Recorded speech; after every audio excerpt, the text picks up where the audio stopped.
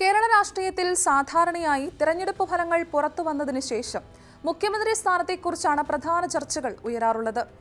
എന്നാൽ ഈ തവണ പതിവിൽ നിന്നെല്ലാം വ്യത്യസ്തമായി ആരാകും ഉപമുഖ്യമന്ത്രി എന്ന ചർച്ചയും രാഷ്ട്രീയ രംഗത്ത് സജീവമായിരിക്കുകയാണ്. മുസ്ലിം ലീഗ് നേതാവായ പാണക്കാട് മുനവർ അലി ശിഹാബ് തങ്ങൾ ഉപമുഖ്യമന്ത്രി സ്ഥാനത്തിന് അർഹതയുണ്ടെന്ന പ്രസ്താവന നടത്തിയതോടെ ഈ ചർച്ചകൾ കൂടുതൽ സജീവമായി. ഉപമുഖ്യമന്ത്രി എന്നൊരു പദവിയുണ്ടോ? കേരളത്തിൽ ആരൊക്കെ ഉപമുഖ്യമന്ത്രി ആയിട്ടുണ്ട്? പരിശോധിക്കാം വിശദമായി. ഞാൻ ഗ്രീഷ്മ. ഭരണഘടനാപരമായി ഉപമുഖ്യമന്ത്രി എന്നൊരു പദവി ഇന്ത്യയിൽ നിലവിലില്ല എന്നതാണ് ശ്രദ്ധേയമായ വസ്തുത. എങ്കിലും രാഷ്ട്രീയ സൗകര്യങ്ങൾക്കും കൂട്ടുകക്ഷി സമ്മർദ്ദങ്ങൾക്കും അനുസരിച്ച് പല സംസ്ഥാനങ്ങളിലും ഈ പദവി സൃഷ്ടിക്കപ്പെട്ടിട്ടുണ്ട്.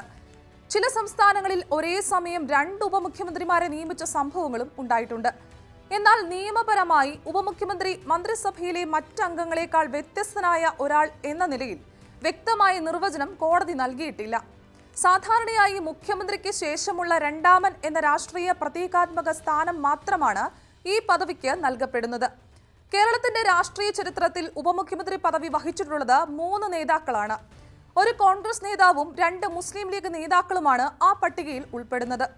ഇവരിൽ ഏറ്റവും കൂടുതൽ കാലം ഈ പദവിയിൽ തുടർന്നത് മുസ്ലിം ലീഗ് നേതാവായ കെ അബൂഖാദർ കുട്ടിനഹയാണ്. കഴിഞ്ഞ 4 പതിറ്റാണ്ടിലധികമായി കേരളത്തിൽ ഉപമുഖ്യമന്ത്രി പദവി നിലവിലില്ല എന്നതും ശ്രദ്ധേയമാണ്. കോൺഗ്രസ് നേതാവായ ആർ ശങ്കർ ആയിരുന്നു കേരളത്തിന്റെ ആദ്യ ഉപമുഖ്യമന്ത്രി. 1960 നിയമസഭാ തെരഞ്ഞെടുപ്പിൽ കോൺഗ്രസിനെ വിജയത്തിലേക്ക് നയിച്ച ശേഷം പട്ടം താണപിള്ളയുടെ നേതൃത്വത്തിൽ മന്ത്രിസഭ രൂപീകരിക്കുമ്പോൾ ശങ്കർ ഉപമുഖ്യമന്ത്രിയായി നിയമിതനായി.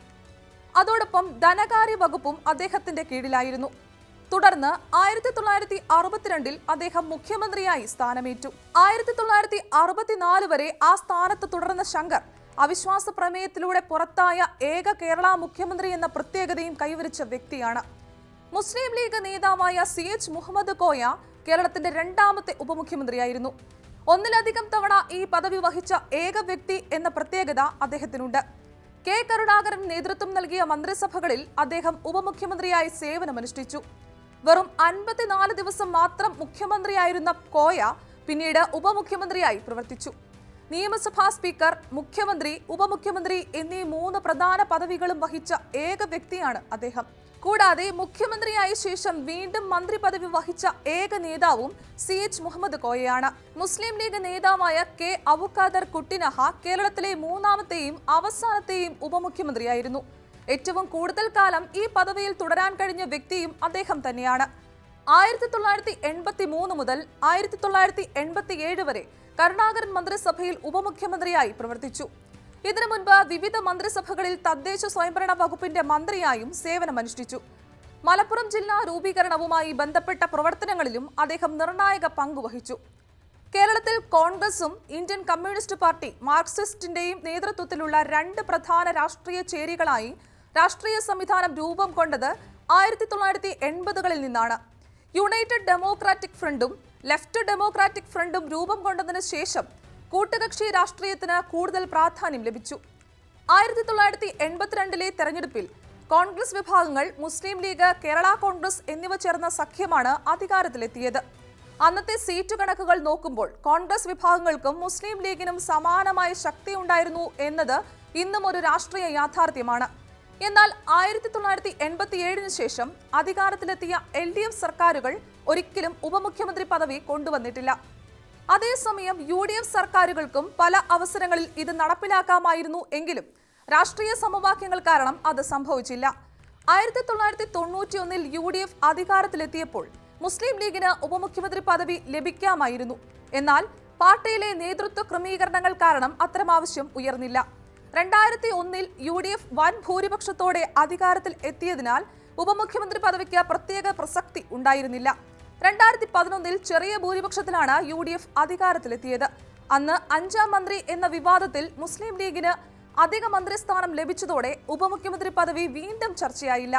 ഇപ്പോൾ വീണ്ടും ഉപമുഖ്യമന്ത്രി ചർച്ച ഉയരാൻ കാരണം ഭാവിയിലെ തെരഞ്ഞെടുപ്പിൽ UDF കുറഞ്ഞ ഭൂരിപക്ഷത്തിൽ അധികാരത്തിലെത്താൻ സാധ്യതയുണ്ടെന്ന കണക്കുകൂട്ടലാണ്. അത്തരമൊരു സാഹചര്യത്തിൽ മുസ്ലിം ലീഗിന്റെ പിന്തുണ നിർണായകമാകുമെന്നും അതിന്റെ അടിസ്ഥാനത്തിൽ കൂടുതൽ രാഷ്ട്രീയ പങ്കാളിത്തം ആവശ്യപ്പെടാൻ ഇടയുണ്ടെന്നും വിലയിരുത്തപ്പെടുന്നു. ഇത്തവണ മുസ്ലിം ലീഗ് 6 മന്ത്രിസ്ഥാനങ്ങൾ ആവശ്യപ്പെടുമോ? അതോ ഉപമുഖ്യമന്ത്രി പദവിയിലേക്ക് തന്നെ ശ്രദ്ധ കേന്ദ്രീകരിക്കുമോ എന്നതാണ് പ്രധാന ചർച്ച.